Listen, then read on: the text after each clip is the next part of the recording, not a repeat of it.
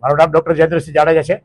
ભૂચરમરી શહીદ સ્મારક ટ્રસ્ટ સ્થાપક છું અને અખિલ ગુજરાત રાજપૂત યુવા સંઘ સાથે અમે બધા જોડાયેલા છીએ. આજરોજ આપણે સૌને આમંત્રણ આપવાનું કારણ એ છે કે આગામી 3 સપ્ટેમ્બર 2026ના રોજ શીતળા સાતમને દિવસે ભૂચરમરી શહીદ શ્રદ્ધાંજલિ કાર્યક્રમનું આયોજન કરવામાં આવ્યું છે ભૂચરમરી મેદાન ધ્રોલ ખાતે.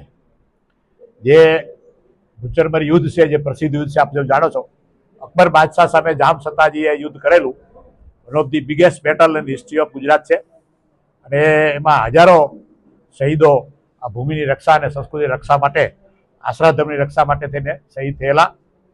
અને આજે મહત્વ છે એ તરફથી છે ગુજરાતના તમામ મુખ્યમંત્રીઓ અહીંયા શહીદોને પ્રણામ કરવા આવેલા છે. માનનીય નરેન્દ્રભાઈ મોદી પણ 2 વખત આવેલા છે, 2004 અને 2007માં. અને માનનીય આનંદીબેન હતા મુખ્યમંત્રી, ત્યારે એમને સરકાર તરફથી 11 કરોડ રૂપિયા ખર્ચ કરીને શહીદ વનનું નિર્માણ કરેલું છે ભૂચરમરી મેદાન ઉપર. એટલે આજે એક બહુ ઇમ્પોર્ટન્ટ મોન્યુમેન્ટ છે.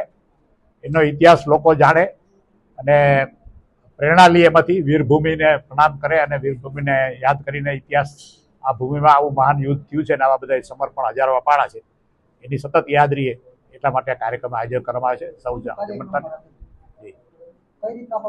કાર્યક્રમ છે સવારે 8 વાગે અશ્વ સ્પર્ધા છે, ઘોડેસવારી સ્પર્ધા.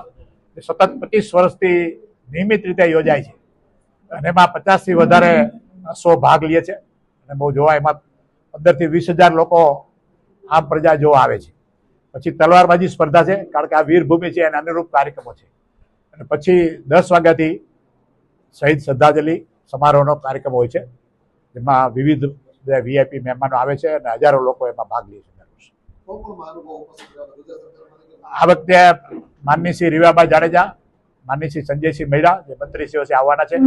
સંસદ સભ્ય શ્રી કેસરીદેવસિંહ, પૂર્વ મંત્રી શ્રી ધર્મેન્દ્રસિંહ યાકુબા, એ બધાએ અત્યારે કન્ફર્મ કર્યું છે.